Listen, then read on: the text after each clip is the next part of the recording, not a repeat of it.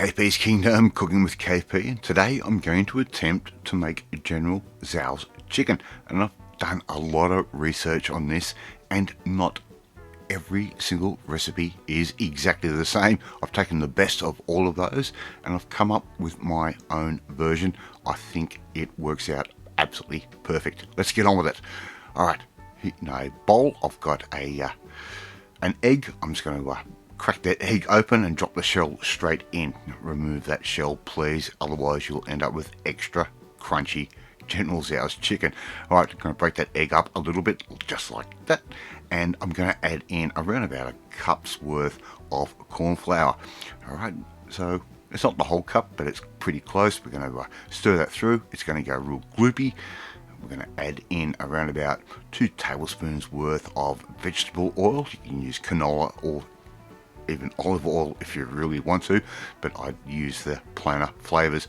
Just give that a bit of a stir. I'm going to add in around about 60 ml of sake, and I mean not cooking sake, I mean real sake. I'm using a cloudy sake that I found. I'm going to add in 2 tablespoons worth of Zhaojing wine or Chinese rice wine. I'm going to give that a little bit of a stir as well, and I'm also going to add in around about 2 teaspoons worth ish of soy sauce. You can use a little bit more like I just did, or stick to the recipe. Give that a nice little stir. I'm going to add in what is left of that corn flour or that cornstarch, and I'm just going to stir that in as well. Just keep that moving. That cornstarch can become a little bit tricky at times. Here I've got some chicken thighs. I'm going to cut these into nice little chunks just like that. Okay, I'm going to put that straight into the bowl. Now this is going to act as a marinade as well as a batter. It's an amazing little process that I've learnt. So we're just going to cut these up, put them straight in like that, and I'm going to leave those for a minimum of 30 minutes or half an hour. So just cut those up any which way you like, depending on how large you want your pieces of General Tso's chicken to be. I'm going to make up our sauce. I'm going to add in around about 3 tablespoons worth of oyster sauce. Right, that can go straight in, just like that. Right, and leave your oyster sauce out on the bench for around about at least half an hour. Okay, that can go straight in. I'm going to add in around about the same again, 3 tablespoons worth of soy sauce. That can go straight into our little bowl as well. I'm going to add in about 2 teaspoons worth of garlic paste. Just put that straight in, and the garlic paste is just so easy to use and it lasts ages. I'm also going to add in around about 2 teaspoons worth of ginger paste. That can go straight in. Alright, the next thing I'm going to add into this dish is around about 2 teaspoons worth of sesame oil, and I'm also going to add in about 3 tablespoons worth of tomato sauce. Yes, just your normal tomato ketchup. Okay, that can go straight in there as well.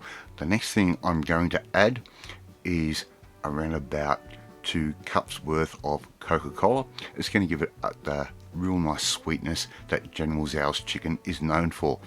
Okay, that can all go straight in, and I'm also going to add in just a little bit of chili flake. You can use dried chilies if you want. You can even use fresh chilies, but just this chili flake just works out nicely. A little bit of ground black pepper, right? Freshly ground black peppercorns.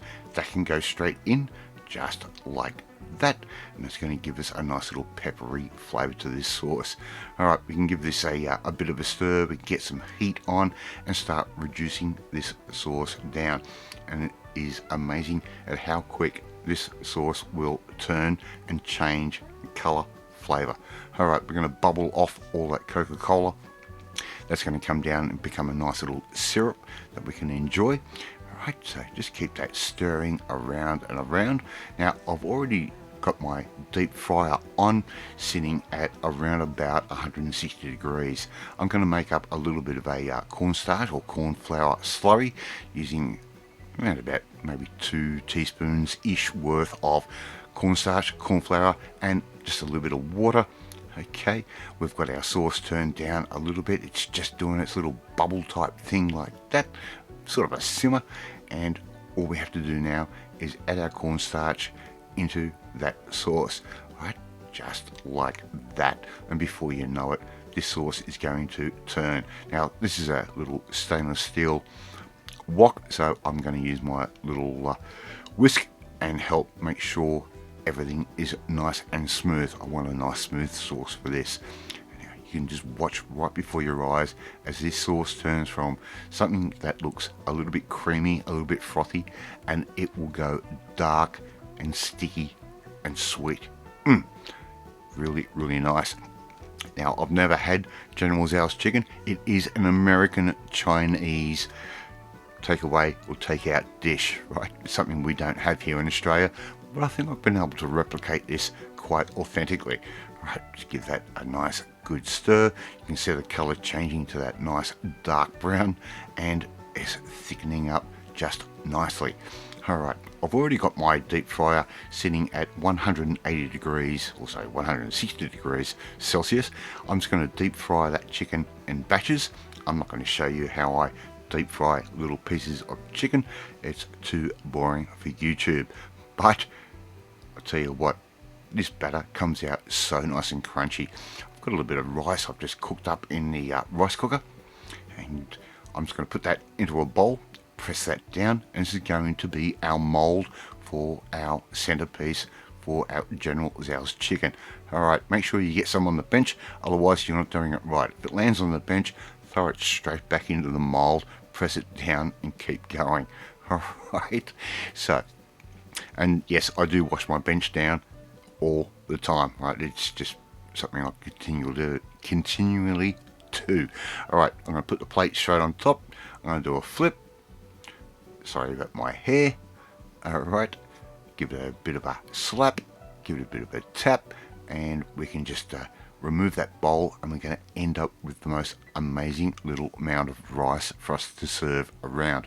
I've also got on another saucepan on the other side of the kitchen a few green beans and a few carrots. Alright, it's going to make a nice little side to this particular dish.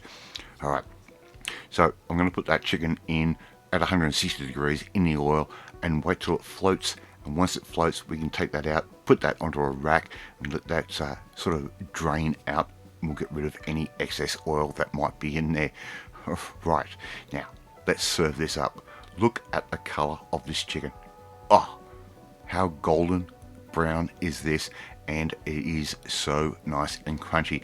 Believe it or not, I had this for lunch, or the leftovers for lunch, around about 2 to 3 days later, and it was still beautiful and crunchy on the outside and juicy and tender on the inside.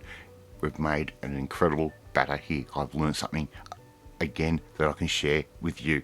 Alright, I'm just going to put that around the rice just like that. How good does that look? And our sauce is still nice and warm, and all we're going to do now is basically get this served right up. I'm going to add a few scallions, or spring onions as we say here in Australia. We're going to put those straight over the top. It's going to add another profile of flavour and add a little bit of colour to this particular dish. Alright, just sprinkle those around just like I'm doing right there. Okay, and all we need to do now is spoon over our sauce and serve up our veg, and before you know it, we're going to have our own General Tso's chicken, KP style. Let me know what you think. I'd really like to know. Thank you so much for watching this video. I really appreciate it. If you like this video, hit that like button. Gives me confidence and should make you feel warm and fuzzy too. Alright, share this video with all your friends on all platforms of social media. We're trying to get the name of KP's Kingdom out there. Leave a comment. I love reading and responding to them. Hit that notifications bell. You'll be notified every time a new video goes up. But in the meantime, I've just learned something new, and it is amazing. If you want to learn something new, well, you need to come and join the family, my family. Hit that subscribe button and you'll never miss another one of my videos again. Off to eat my General Tso's chicken, and I will catch you next time.